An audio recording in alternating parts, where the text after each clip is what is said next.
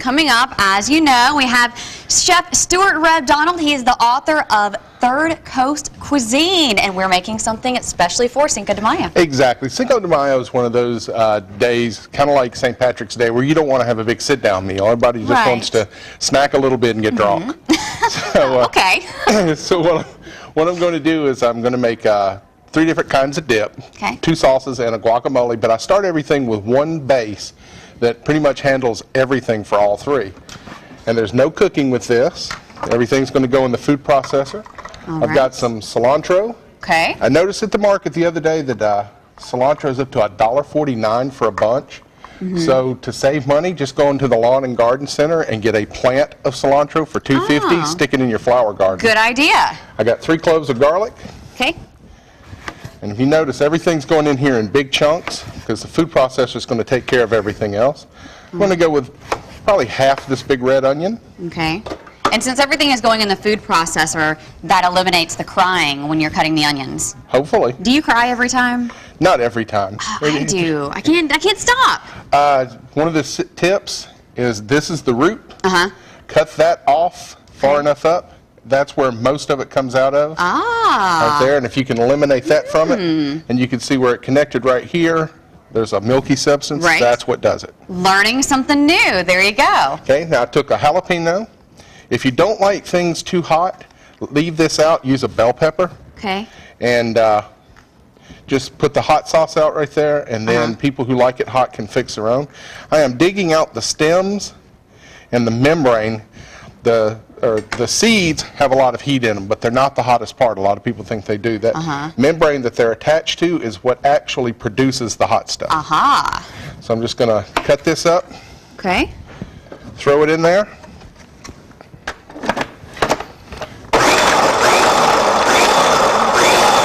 Pulse it a few times, and then I'm going to add cumin. All right. And chili powder. Okay. And pulse it a few more times, and we're pretty much done. Sounds good. All right. Well, we will see how that turns out coming up in just a little bit, and also going to make some guacamole. Absolutely. Sounds great. On our great kitchen set with Stuart Reb Donald, the author of the book Third Coast Cuisine. Tell us a little bit about this book here. This book is a compilation of recipes from all around the Gulf Coast, from the Yucatan Peninsula, Mexico, up through the southern states, down Florida, and back to Cuba. And those are all Third Coast cuisines, the foods of the Gulf of Mexico. What inspired you to do this? Well, so much is thought of when people think of the South and their food, and what usually comes up is fried chicken, gravy, biscuits, and all of those are true. Those all came from the South, and they're iconic American foods. But there's a whole lot more to the Gulf Coast. We know about our crawfish bowls down here. You know, we know about West Indies salad, fried crab claws that the rest of the world probably doesn't know about. So I wanted to get all of the foods that are from this area, put them together in one tome so that everyone would know, oh, this is America's Tuscany, or this is America's Provence. And today we're working on some Cinco de Mayo stuff. Tell the folks what we've done so far and what we're about to do. Okay, well, I took what I call my salsa base, put it all in the food processor, cilantro, chili powder, cumin, onion, garlic, jalapeno pepper. Just pulsed it up, and now all I've got to do is add it to my main flavors. I'm going to start off with guacamole. Okay. And a lot of people are intimidated by the avocado. They think it's got a lot of fat in it, which it does, but it's a healthy fat. Okay. We should be eating plenty of it. Okay, it's just that easy. And then to get the seed, pop it with your heel, give it a twist. And then you want to score this. And I mean, this has a consistency very similar to butter. Now, the one tricky thing about avocado is as soon as it hits oxygen, it wants to start turning brown. So what we're going to do is we're going to scoop this out. Scoop it. That comes out of there pretty easy. Yeah, like I say, it is almost the consistency of butter. Now, a lot of people like a smoother guacamole. I like mine chunky. Okay. And what they'll do to make it smooth is they'll put it back in the food processor, and you could do that with any of these sauces. Now, to keep it from turning brown, like I was telling you, I'm taking a lime. Yeah. I'm just going to squirt that in there. That acid will stop the oxidation process. Stops it from turning brown and adds a little flavor as well, a little kick of that lime juice. Absolutely, and then I'm going to come with that base. I'm going to take about 1/3 of what I pulsed up. And just that quick, we've got us some guacamole.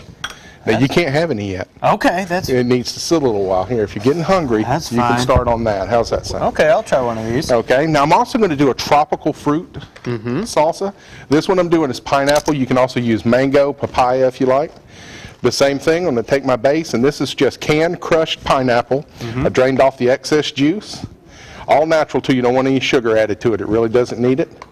And what you'll find is the sweetness of the pineapple contrasted with the chili peppers, the seasonings, and the onion and the garlic is really going to make a great contrast in here. You can see the chili powder is turning a little bit reddish in color.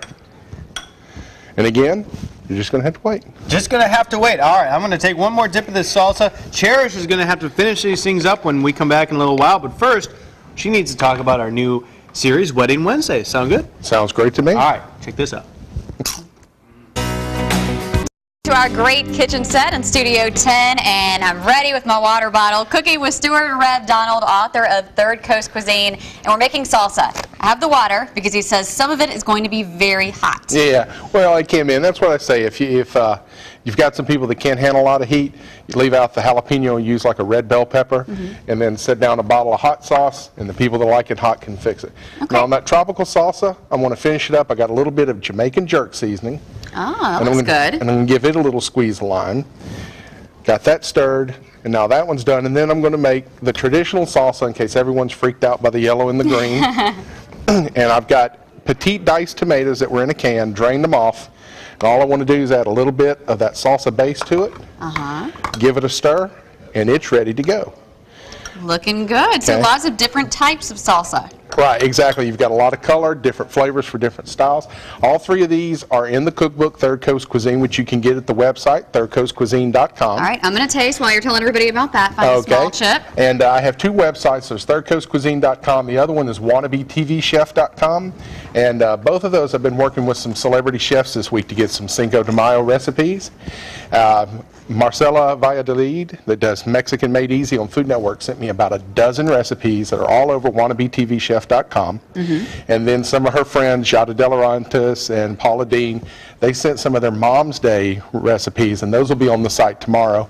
And then at thirdcoastcuisine.com, Nikki Morse, the racing chef, and Rick Bayless, who's probably the best Mexican chef in America, which is funny because he's an Irish kid from Oklahoma. I've got a couple of his recipes on there as well, and you can check them both out. And there'll also be links where you can pick up the book at Amazon.com. That is great. It does have a little kick afterwards, so I think I'm going to get a little sip of water. Thank you so much for being here. These are awesome, and you guys can get the recipe. Getting ready for your Cinco de Mayo get-togethers. Make sure you grab this recipe from our Studio 10 webpage. We will be right back.